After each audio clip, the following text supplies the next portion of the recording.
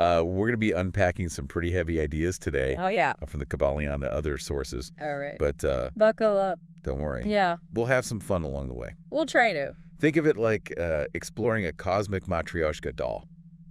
Oh. You open one layer and there's another. Okay. And another. All right. It just keeps going. Infinitely. Right. Yeah. It's fascinating because these ancient Hermetic ideas like resonate with modern theories about the nature of reality. Oh, yeah. Like simulations. Or the idea that we're living in like a giant hologram. Yeah. It's like they were tapping into some the ultimate creative energy. the source code. Kind of like the source code of reality. Yeah, that's a good analogy. Okay. Now, the idea that all is in the all is relatively easy to grasp. Yeah. The all is the container, Okay. the totality of existence and everything within the universe. Mm-hmm.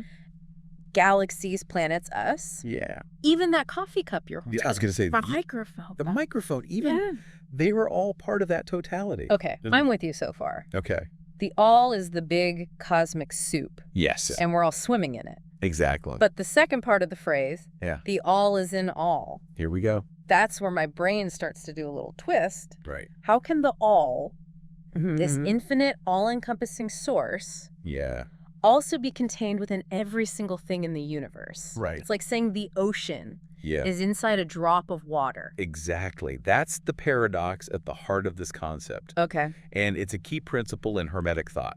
The Hermetic law of paradox Okay. states that seemingly contradictory ideas can be true simultaneously, especially when dealing with ultimate realities. So it's not an either. Yeah. It's more like a both hands It's just a both hand. kind of deal. Right. But how can something be both infinitely vast and contained within something finite? Think of it like a fractal image. Okay. You zoom in and you see the same patterns Right. repeating at smaller and smaller scales. Right. The part reflects the whole, Uh-huh. even though it's just a tiny fraction of it. Okay. I'm starting to see the picture. Okay.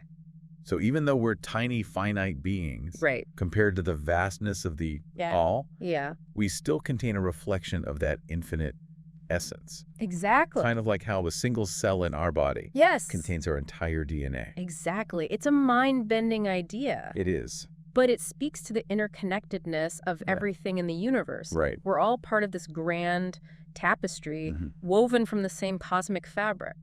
It's kind of like the Force in Star Wars. Right, yeah, It's this energy field that connects everything in the galaxy. Right. And just like the Force has a light side and a dark side, Right. Hermetic philosophy recognizes that there are different levels of awareness or vibration within the all. So there's a hierarchy within the all. Yes, there is. Like some things are closer to the source, Right. more tuned in to that cosmic frequency, Exactly. while others are a bit further down the dial. Further down the dial. That's a good way to put it. Okay. Precisely. The Kybalion talks about the universe being mental, Okay. a creation of the all's mind. Right. Now, this doesn't mean the physical world isn't real, Huh? but rather that it exists within a larger mental framework, So like, like the Matrix, okay. where reality as we perceive it is actually a simulated construct. Whoa. Okay, we're going full red pill here. Let's take the red pill now. So if the all is the ultimate programmer, Yeah. does that mean we're just lines of code in some grand cosmic simulation? The simulation analogy can be helpful, Okay. but it's important to remember that human language and concepts Yeah. are limited when trying to describe the all. Right. We're essentially trying to comprehend infinity with finite minds. Right. It's like trying to explain the internet to someone who's never seen a computer. Exactly. So let's stick with the idea of the all being this vast creative mind Okay. that dreamed up the universe. Okay. But how did that creation process actually happen? Right. Did the all just snap its cosmic fingers and Yes. poof, galaxies, planets, Yeah. and podcasters appeared? I like to think it was a little more elegant than that. Okay. Hermetic philosophy describes creation as a deliberate and purposeful act, Okay. more like an artist meticulously crafting a masterpiece Okay. than a magician pulling a rabbit out of a hat. Right. They use the term divine attention, Okay. and it's a key concept for understanding how the all interacts with its creation. Divine attention, huh? Divine attention. So we're not talking about passively thinking about something, yeah. but rather a focused, Yes. laser-like awareness Exactly. that shapes reality. That shapes reality, yeah. Okay. Think of it like an architect designing a building. Right. They have a vision in their mind and they use their attention and intention to translate that vision into a physical structure. Okay. Now imagine that process on a cosmic scale with the all as the architect Right. and the universe as the blueprint. Okay. That's a pretty epic image. That's creation, baby. So the all isn't just casually daydreaming.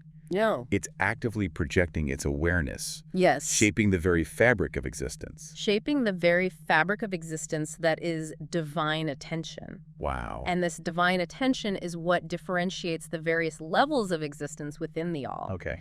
The closer something is to the source, the more it's permeated by this divine awareness, like a light source. Yeah. The closer you are, the brighter it shines. Okay, so things that are more evolved Yes. are essentially more attuned to the all's attention. Exactly. Kind of like they're picking up a stronger signal. Picking up a stronger signal, yes. Okay. And this brings us to another fascinating concept in Hermetic philosophy. Yeah. The scale of life. The scale of life. Imagine a cosmic ladder with countless rungs Okay. representing different levels of existence, from the most basic forms of matter all the way up to the all itself. So like a cosmic video game Yeah. where we're all trying to level up. Level up, yeah. But instead of gaining experience points, Right. we're increasing our awareness and connection to the all. That's a fun way to visualize it. Yeah. Yeah, and the amazing thing is that everything in the universe Yeah. is on this upward journey, Okay. constantly evolving and moving towards greater complexity and awareness. So even though it might not always feel like it, Right. we're all on this cosmic escalator Yes. heading towards greater enlightenment. Towards the light. That's a pretty optimistic way to look at things. It is a very optimistic way to look at things. Yeah. But this journey isn't always a smooth ride. Okay. There are ups and downs, detours, and sometimes it feels like we're stuck in cosmic traffic. I know the feeling. Right. Yeah. But the Hermetic perspective reminds us that even in those moments of apparent stagnation, Yeah. there's still progress happening beneath the surface. Okay. That's a reassuring thought. It is. But how do we even know that we're actually evolving? Right. Is there a way to measure our progress on this scale of life? That's a question we'll delve into a bit later. Yeah. But for now, Yeah. let's explore how this grand creative process unfolds. Okay. The Hermetic teachings describe creation as a rhythmic interplay between two forces, Okay. outpouring and indrawing, Okay. or as they're sometimes called, involution and evolution. Outpouring and indrawing. Outpouring and indrawing. It sounds like the universe is doing some cosmic breathing exercises. Cosmic breathing exercises. I like that. Yeah. Yeah. What exactly do those terms mean in this context? Think of the outpouring as the all's initial exhale. Okay. The moment when it sends forth its creative energy to manifest the universe. Yep. It's like an artist, Yeah. completely immersed in their work, pouring their heart and soul into their creation. So the all is like the ultimate artist. The ultimate, Yeah. Lost in the flow of creation. lost in the flow. Yeah. And this outpouring isn't just a one-time event. Okay. It's a continuous process Okay. with the all constantly emanating its creative energy into the universe. Okay, so the universe is constantly being refreshed with this divine energy. Constantly being refreshed, yes. But what about the indrawing part? Okay. Where does that fit in? The indrawing is like the inhale. Okay. The moment when the all starts to draw its creation back towards itself. Okay. It's not about destruction or annihilation, Okay. but rather a process of refinement, Yeah. a distillation of experience and awareness. It's like the universe is on this epic round trip, Yeah. expanding outwards. Right. And then contracting back towards the source. Yes. But what happens to everything that was created during the outpouring phase? Right. Does it all just disappear? That's where things get really interesting. Okay. And it's a topic we'll dive into deeper in our next segment. All right. Stay tuned. Welcome back to our deep dive into the Hermetic concept of the all. Back again. So when we left off, we were discussing the Yeah. outpouring and indrawing, this cosmic breath of Yeah. creation Yeah. and return. Right. It's like the universe is on this epic road trip, Okay. starting from the all, Yeah. venturing out to explore all the possibilities, and then eventually Right. circling back to its starting point, Right. hopefully with some cool souvenirs and amazing stories to tell. I love that analogy. Yeah. And you're right, the universe does seem to be gathering Yeah. some incredible experiences along the way. Yeah, it's picking up a lot of little trinkets It's picking up a lot of trinkets. along the way. Yeah.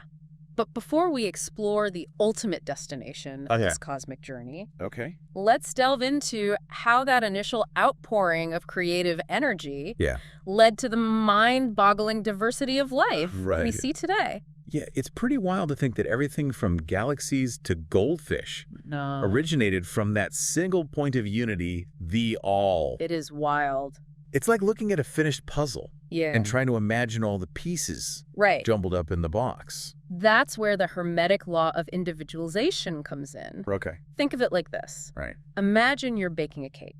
Okay. You start with a bunch of separate ingredients, flour, sugar, eggs, and so on. But when you mix them together and bake them, Yeah. they transform into a single delicious whole. Okay, so the initial outpouring Yes. is like mixing all those ingredients together. Yes. Creating the raw potential for everything that will eventually exist. Exactly. Okay. But the cake itself isn't very interesting Right. until you start adding some unique flavors and decorations. Right. You need the frosting. You need the frosting. And the sprinkles. And the sprinkles. That's where individualization comes in. That's where individualization comes in. Okay. As the universe evolves, that initial unity starts to differentiate, Okay. like a single drop of ink spreading out in water, Okay. creating intricate patterns and forms. So the universe is like a giant cosmic cake. I like it. And each individual being, each planet, each star Yes. is like a unique Yeah. swirl of frosting or a sprinkle. That's a delicious way to put it. Yeah. The law of individualization explains how that initial oneness, Right. that raw potential, takes on countless unique forms. Right. It's not just about physical forms either. Right. This differentiation happens on mental and spiritual levels as well. So we're not just talking about different species of animals No. or types of planets, Right. but also different personalities, talents, Yes. even levels of consciousness. All of it. Like each of us has a unique flavor Exactly. that adds to the richness of the cosmic cake. Precisely. And this diversity isn't random or accidental. Okay. It's a deliberate part of the all's grand design. Mm-hmm. Remember the concept of divine attention Yep. we discussed earlier?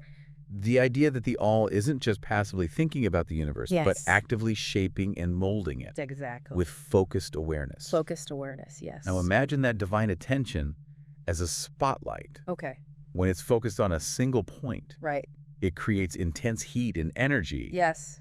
But as it widens, Mm-hmm. that same energy spreads out, Right. illuminating a larger area. Yes. So the initial outpouring is like that focused spotlight, Okay. creating the raw materials of the universe. Yes. And then as the all attention expands, Right. that energy differentiates, Yes. giving rise to individual forms and expressions. That's a great way to visualize it. Okay. And it's important to remember Yeah. that this divine attention isn't static or passive. Right. It's a dynamic force constantly interacting with its creation. So it's not like the all set things in motion No. and then step back to watch the show. No, not at all. It's more like the all is constantly engaged, Yes. like a conductor leading an orchestra, Yeah. guiding the evolution of the universe. That's a beautiful analogy. Yeah. And just like a conductor brings out the unique talents of each musician in the orchestra, Right. the All-El is constantly nurturing and guiding the individual expressions of its creation. Okay. That's a really cool way to think about it. Yeah. So we've got this cosmic conductor, Yeah. a spotlight of awareness, Mm-hmm. and a cake with infinite flavors. I'm hungry. Me too. Yeah. But where does this all lead? Right. What's the end game of this cosmic symphony? Well, remember that concept of indrawing Yeah. we talked about earlier? The inhale after the exhale. The inhale after the exhale, that's where things get truly mind-bending. Okay. And it's a topic we'll explore in our next segment. All right. Stay tuned. Okay. So we're back We are back. and ready to tackle the final movement of this cosmic symphony. The final movement. Last we left off, Yeah. we were talking about the universe going on this grand adventure, expanding outward, gathering experiences. Yes. But now it's time to face the music, so to speak, and talk about that indrawing. Okay. Back to the all. The return. It's like the end of a really epic movie. You're on the edge of your seat, wondering how it's all going to wrap up. It is a cosmic climax. Yeah. The indrawing is the grand finale of the cosmic play, the moment when the curtain falls and the lights come up. But as with any good ending, Yeah. it's not about things simply disappearing or ceasing to exist. Right. It's about transformation and resolution. So it's not like hitting the delete button on the universe. No deleting. It's more like a grand merging cosmic reunion. Precisely, the Hermetic texts describe the indrawing as a process of reunification with the source, a return to that original state of oneness from which everything emerged. Imagine a river flowing back to the ocean, its individual currents dissolving into the vastness of the sea. Okay, that's a beautiful image. Yeah. But what happens to all the individual drops of water? All those unique experiences and expressions that the universe gathered along the way, do they just lose their individuality and become part of the homogeneous ocean again? That's where things get really interesting and where Hermetic philosophy challenges our conventional ways of thinking from the perspective of the all. There's no separation, no true loss of individuality. Remember, the all contains everything within itself, both the part and the whole. So it's like those holographic stickers where no matter how many times you cut it up, each piece still contains the whole image. That's a great analogy. The indrawing isn't about annihilation or erasure. It's about a shift in perspective, a transcendence of the illusion of separateness. Imagine a dream where you experience yourself as multiple characters, each with their own personality and story. When you wake up, you realize that it was all part of your single consciousness. So it's like waking up from the cosmic dream, realizing that we were all just aspects of the all experiencing itself in countless ways. Precisely. And the amazing thing is that all those experiences, all those unique expressions of individuality enrich and expand the all itself. It's like a painter who uses every color on their palette to create a masterpiece, each hue contributing to the overall beauty and depth of the artwork. Okay, my mind is officially doing the tango with infinity right now. Yeah. But if the all is already infinite and complete, why even bother with creation in the first place? Why go through all this trouble of expanding outwards and then contracting back in? It's like going on a road trip just to end up back where you started. Ugh. That's the million-dollar cosmic question, isn't it? And it's one that has puzzled philosophers and mystics for centuries, and we're trying to apply human logic and motivations to something that transcends our limited understanding. Imagine an ant trying to comprehend the internet. Right. It's like trying to explain quantum physics to a goldfish, but still there must be some reason, some cosmic purpose behind it all, right? The Hermetic texts suggest that the why of creation isn't something we can fully grasp with our rational minds. They point to the idea that the all is its own reason, its own cause and effect. It acts because it is its very nature to act. So it's not about achieving some external goal or fulfilling some need. It's simply an expression of the all's inherent creative power. Precisely. It's like asking why a flower blooms or why the sun shines. It's simply their nature to do so. The all is the ultimate source of creativity, and creation is an overflowing of that infinite potential. That's a pretty mind-blowing concept. It's like, say, the universe is a giant cosmic art project, and the all is the ultimate artist creating simply for the joy of creation itself. That's a beautiful way to put it. And it reminds us that we, as part of that creation, also carry a spark of that divine creative power within us. So we're not just passive observers in this cosmic play, we're active participants, co-creators with the all. Absolutely. Every thought we think, every action we take, every choice we make is a contribution to the ongoing evolution of the universe. We are, in a sense, the brushes in the all's hand, helping to paint the grand cosmic canvas. Wow, that's a powerful and inspiring thought. So Very. even though we may never fully grasp the why of creation, we can still marvel at its beauty, its complexity, and our own role in this grand cosmic dance. Exactly. The Hermetic perspective invites us to embrace the mystery, to see the divine in everything, and to live our lives as conscious participants in the unfolding of the universe. Well, that brings us to the end of our deep dive into the Hermetic concept of the all. We've explored paradoxes, cosmic mysteries, and the ultimate question of why. And while some answers may remain elusive, the journey itself has been mind-expanding and inspiring. Keep seeking, keep exploring, and as always, embrace the mystery.